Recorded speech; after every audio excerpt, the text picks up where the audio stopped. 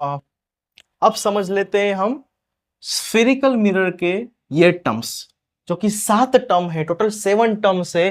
पहली है पोल, सेकेंड है centre of curvature, third one है फोकस, फोर्थ वन है फोकल लेंथ, फिफ्थ वन है radius of curvature, sixth one है प्रिंसिपल एक्सिस और सेवंथ वन है एपर्चर। चलो पहला डेफिनेशन जो कि है पोल।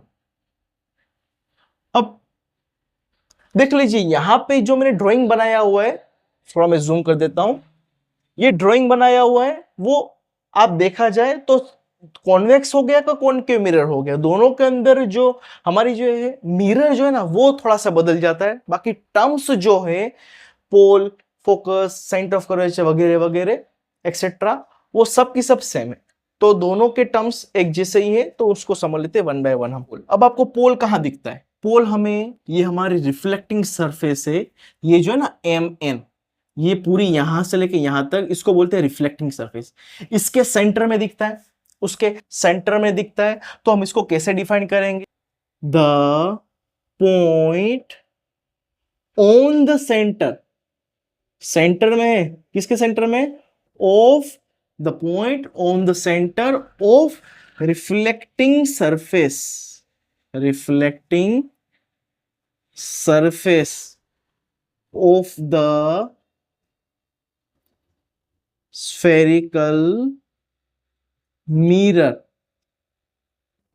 देख लीजिए बहुत सिंपल है, the point on the centre, centre point है of reflecting surface, reflecting surface के सेंटर पे वो है पॉइंट, और रिफ्लेक्टिंग सरफेस किसका? स्फीरिकल मिरर का, is called pole.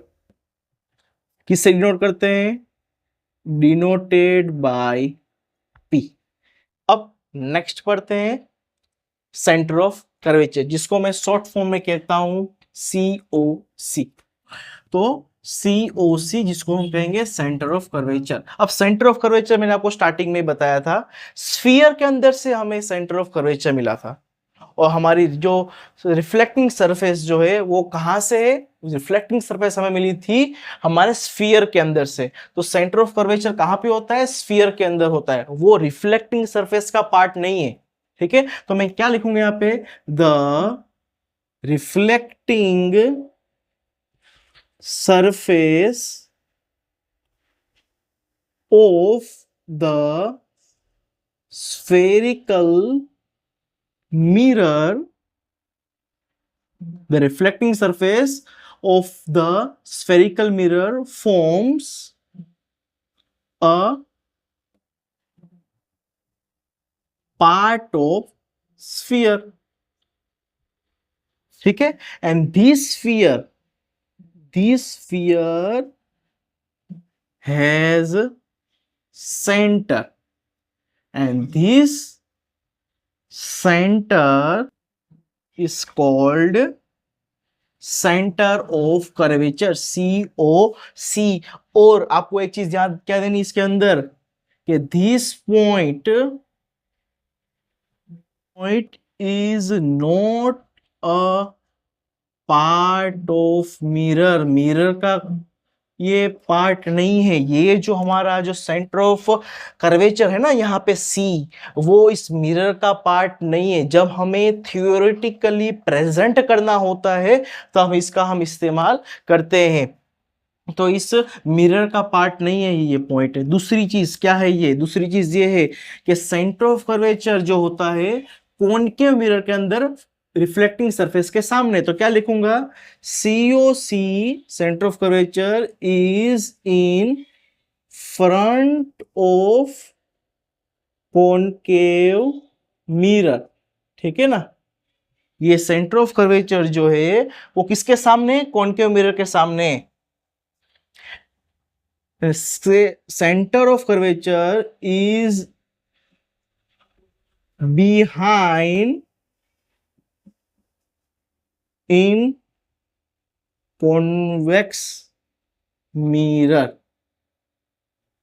Centre of curvature is behind in convex mirror. Convex mirror की जब बात आती है, कॉन्वेक्स मिरर की बात आती है, तो रिफ्लेक्टिंग सरफेस तो यहाँ पे, तो इसके पीछे है यहाँ पे सेंटर ऑफ हमारा कर्वेचर, ठीक है ना, ये हमारा कॉन्वेक्स मिरर के अंदर। तो ये पॉइंट आपको ध्यान रखना है। हमें पढ़ना है फोकस के बारे में। फोकस देखो यहाँ पे कैपिटल F लिखा हुआ है, वो आपका फोकस है। कहाँ पे है ये? पोल के बीच में और सेंटर ऑफ कर्वेचर के बीच में। तो क्या लिखेंगे कि it is the point, it is the point lies between, किसके बीच में? बिटवीन पोल एंड COC, जिसको हम कहते हैं सेंटर ऑफ कर्वेचर। किससे डिनोट करते हैं? Denoted by capital F। देखिए, और इसके पहले वाला जो था सेंटर ऑफ कर्वेचर, जिसको मैं COC कहता था, उसको हम डिनोट करते हैं कैपिटल C से, ठीक है, और इसको कैपिटल P से, और इसको कैपिटल F से, फोकस को, ठीक है, ये आपको ध्यान रखना है। अब हम पढ़ते हैं फोकल लेंथ। चलिए, और एक दूसरा point, focal length. Focal length को हम डिनोट करते हैं, it is denoted by small f, ठीक है। अब ये स्मॉल f आपको ड्राइंग में कहाँ दिख रहा है?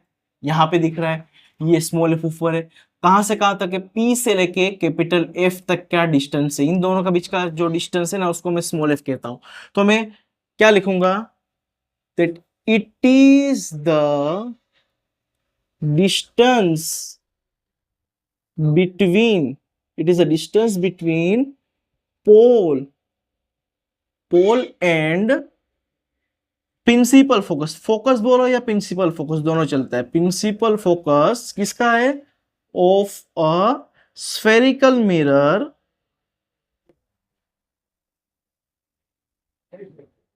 Is called focal length. इसका बहुत ही इंपॉर्टेंट रोल प्ले होता है जब हम क्या करते हैं, जब हम न्यूमेरिकल सॉल्व करते हैं। क्या करते हैं? न्यूमेरिकल सॉल्व करते हैं। क्या कहता है ये? पोल और फोकस के बीच में जो डिस्टेंस होता है उसको हम फोकल लेंथ कहते हैं, जिसको डिनोट करते हैं स्मॉल f से। अभी नेक्स्ट पॉइंट जो हमारा है वो है रेडियस ऑफ कर्वेचर। अब हमें क्या पढ़ना है? Radius of curvature. पहले तो बताता हूं, it is denoted by capital R। किससे डिनोट करते हैं हम? कैपिटल R से डिनोट करते हैं। अभी कैपिटल R इसमें कहां पे? यहां पे। ये क्या है? रिफ्लेक्टिंग सरफेस, ठीक है, जो कि ये P कहां तक है? ये C, सेंटर ऑफ कर्वेचर। किसका है ये? स्फीयर का सेंटर है ये। तो इन दोनों का जो डिस्टेंस है ना, उसके बीच का जो डिस्टेंस है ना, पोल और C के बीच के, उसको हम कैपिटल R कहते हैं। It is the distance between the centre of reflecting surface and center of sphere. It is the, क्या बोलेंगे? It is the distance between, distance है किसके बीच का? Between the centre of reflecting surface, reflecting surface का centre and the centre of the sphere, sphere का centre जो है उसके बीच का क्या है ये डिस्टेंस? इसको हम कहते हैं रेडियस ऑफ कर्वेचर। आप लोगों को ध्यान रखना है इसको लिखने के टाइम पे, ठीक है। और एक चीज आपको क्या ध्यान देनी है यहाँ पे कि रेडियस ऑफ कर्वेचर जो होता है, जिसको हम बोलते हैं कैपिटल R, वो इसकी फॉर्मूला है 2f। क्या है उसकी फॉर्मूला? होती है 2f। इसका मतलब ये हुआ कि the radius of curvature is 2 times of focal length. Focal length 2 गुना, मतलब कि P से F तक का जो डिस्टेंस है उसको हम F कहते हैं। उतना ही डिस्टेंस F, कैपिटल F और C के बीच में होता है। तो F प्लस F क्या मिलता है? 2f। और ये 2f पूरा क्या कहते हैं हम? R कहते हैं। तो रेडियस ऑफ कर्वेचर क्या होता है? Radius of curvature 2 times of focal length होती है। पूरा अगर रेडियस ऑफ कर्वेचर आपको फाइंड करना है तो फोकल लेंथ को 2 बार प्लस करोगे या 2 बार फोकल लेंथ करोगे तो आपको रेडियस ऑफ कर्वेचर यहाँ पे मिल जाएगी। ये आपको फॉर्मूला याद रखनी है, ठीक है, क्योंकि आगे न्यूमेरिकल्स में इसका बहुत इंपॉर्टेंट होता है। अगर आप यहाँ तक पहुंच गए और वीडियो आपको अच्छा लगा है तो चैनल को जरूर सब्सक्राइब कीजिएगा, ठीक है ना, क्योंकि आने वाले नए कंटेंट के लिए आपको बेल आइकॉन भी प्रेस करना पड़ेगा। अभी हम पढ़ते हैं नेक्स्ट वन पे, जिसका नाम है प्रिंसिपल एक्सिस। प्रिंसिपल एक्सिस के बारे में पढ़ लेते हैं। प्रिंसिपल एक्सिस क्या है?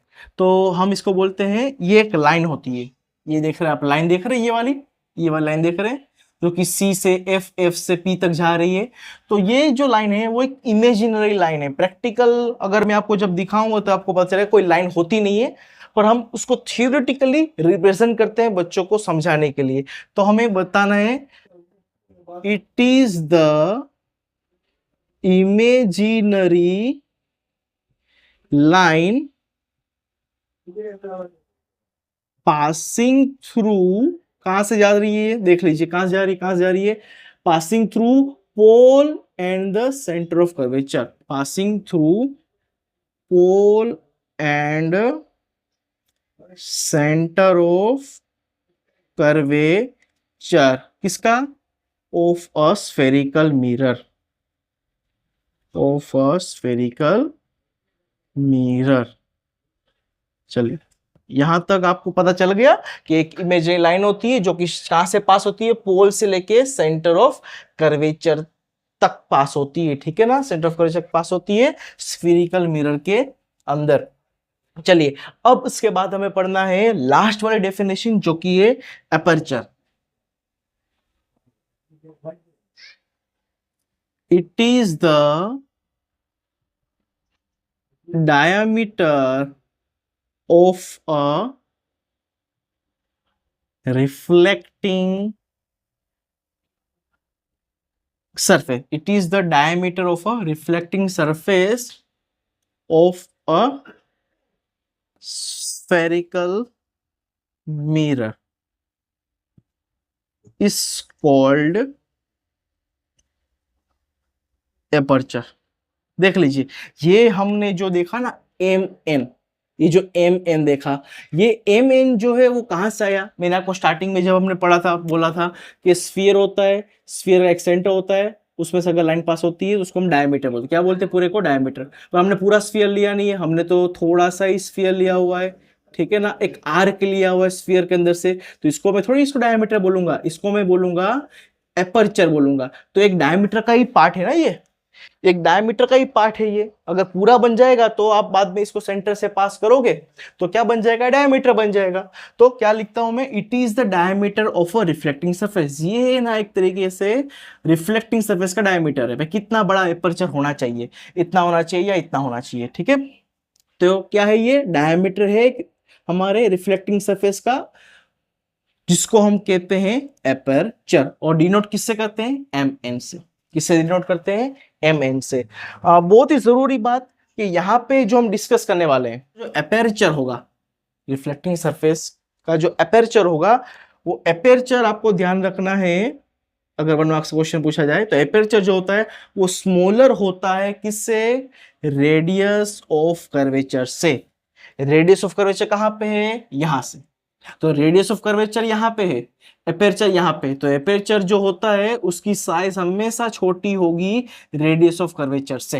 ये आपको ध्यान, ये देखो, ये हमारा क्या है, एपर्चर है एम एन, ठीक है। तो ये क्या होगा, छोटा होगा, एपर्चर क्या होगा, छोटा होगा। अगर इसका मेजरमेंट इसके साथ देखूं तो ये हमारा पोल है, ये हमारा फोकस है, ये हमारा सेंटर ऑफ कर्वेचर है। तो ये पूरा का पूरा यहां तक डिस्टेंस जो है ना उसको मैं आर बोलता हूं। क्या बोलता हूं, आर बोलता हूं। ये पूरा डिस्टेंस जो है उसको मैं आर कहता हूं। तो ये पूरा एम एन हो गया। क्या हो गया पूरा, ये पूरा एम एन हो गया। तो एम एन का जो मेजरमेंट होता है ना वो हमेशा छोटा होगा रेडियस से। समझ आ गया, यही इस तरीके की केस हम डिस्कस करेंगे इसके अंदर। अगर एम एन की साइज बड़ी हो गई रेडियस ऑफ कर्वेचर से तो वो पूरा अलग केस हो जाएगा, वो हमारे अभी इसमें पढ़ने नहीं आता, ठीक है। तो आपको ये समझ में आना चाहिए। स्टूडेंट्स, अगर आपको दूसरे किसी टॉपिक में डाउट्स है तो आप जरूर कमेंट कीजिए। अगर चैनल पे नए हैं तो जरूर सब्सक्राइब कीजिएगा, अपने दोस्तों के साथ इस पूरी वीडियो को शेयर कीजिएगा। Thank you very much.